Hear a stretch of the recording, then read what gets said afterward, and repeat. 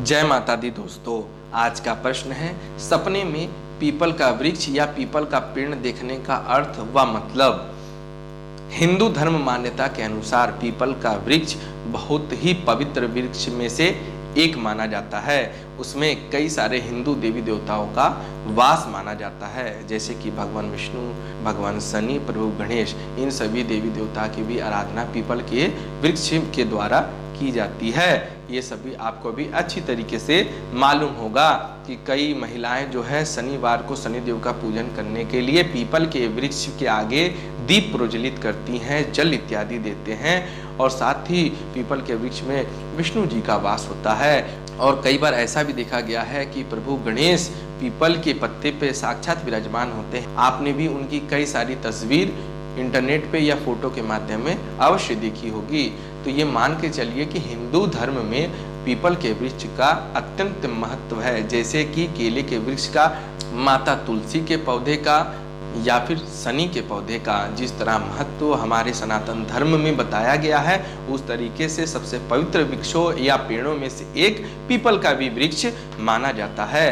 तो पीपल का वृक्ष देखने का स्वप्न अत्यंत शुभ है, इसमें कोई भी संकेत नहीं है, तनिक मात्र भी संदेह नहीं है।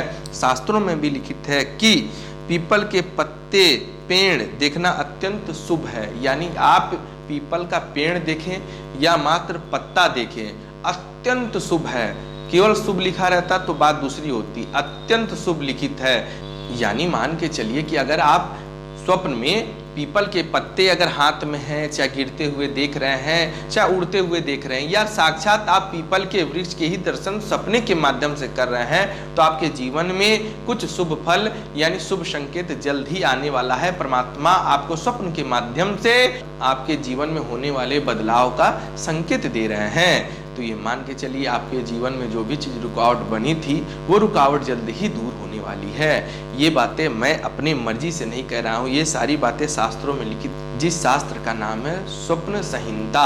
मैं मनगढ़ंत बातों पे विश्वास नहीं करता हूँ, या तो मेरा खुद का अनुभव हो या तो हमारे सनातन धर्म के शास्त्रों में जो बातें लिखित है, मैं वही सारी बातें आप सभी को बताता हूँ, कि कल के दिन में ये ना हो कि मैं कोई गलत जानकारी आप सभी को दे दूँ और बाद में पछतावा आए हमें कि यार मैं तो थोड़े से व्यू पाने के लिए आप सभी को गलत जानकारी दे दी। तो मेरे इस चैनल का उद्देश्य आपके जीवन में सत्य संदेश लाना है, ना कि गलत संदेश देना।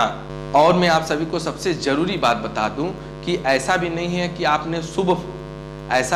आपने शुभ स्वप्न देख लिया तो आपके जीवन पे प्रभाव पड़ जाएगा। इसमें भी समय अवधि है, यानी एक समय निर्धारित किया गया है कि कितने बजे देखे गए सपने पूरे होते हैं और कितने बजे देखे गए सपने का कोई अर्थ नहीं होता है और वो निष्फल होते हैं। तो चलिए इस बारे में भी आप सभी को मैं बता देता हूँ, बिल्कुल ध्यान से सुनिएगा।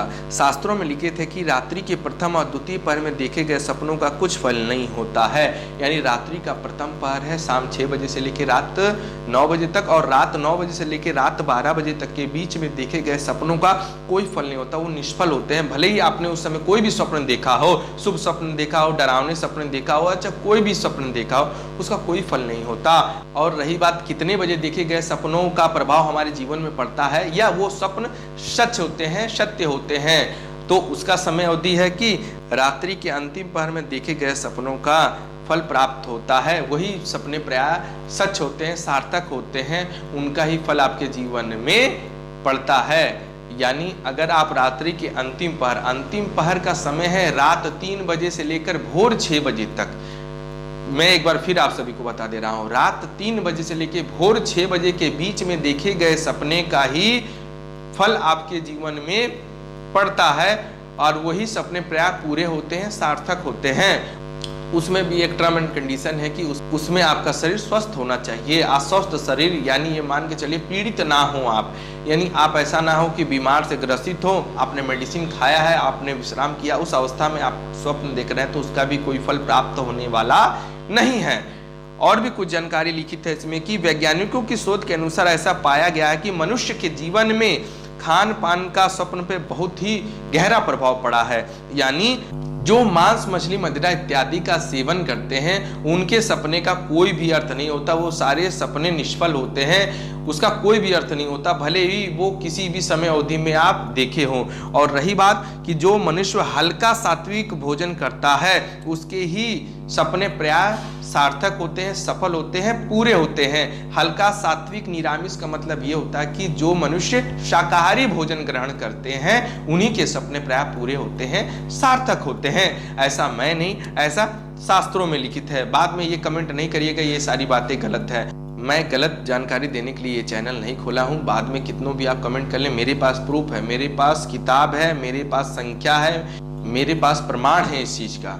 तो आप इस बात को गलत साबित कदापि नहीं कर सकते हैं। और कई लोग भाई बंधु का ये प्रश्न अवश्य होगा कि मेरे करीबी लोग, मेरे भाई, चाहे मेरी दादी, चाहे मेरी माताजी, चाहे मेरे पिताजी का ये हमेशा से प्रश्न आता है कि उनको सपने नहीं आते हैं। वो लोग कहते हैं सपने नहीं आते हैं, सपना होता ही नहीं है, ऐसा कुछ नहीं है, सब भ्रम है। तो मैं उन सभी को ये जानकारी दे दूं कि शास्त्र में जो लिखित है उन्हें इस बारे में जानकारी आप अवश्य दे दीजिएगा। इसमें लिखित है कि संसार में ऐसा कोई मनुष्य नहीं जो स्वप्न ना देखता हो। यह बात अलग है कि निद्रा टूटने के बाद कुछ स्वप्न याद नहीं रहते और कुछ की स्मृति निद्रा टूटने के बाद भी बनी रहती है। तो एकदम साफ साफ लिखित है कि अगर मनुष्य सो रहा है तो किसी की याददाश्त कमजोर होने के कारण निद्रा टूटते ही स्वप्न गायब हो जाते हैं, यानी लुप्त हो जाते हैं। यानी वो व्यक्ति, यानी वो मनुष्य स्वप्न देखा है, ऐसा नहीं है कि नहीं देखा, क्योंकि इसमें साफ साफ लिखित है कि संसार में ऐसा कोई मनुष्य नहीं है जो स्वप्न ना देखता हो। बस ये है कि उनकी याददाश्त कमजोर होने के कारण वो स्वप्न लुप्त हो जाते हैं।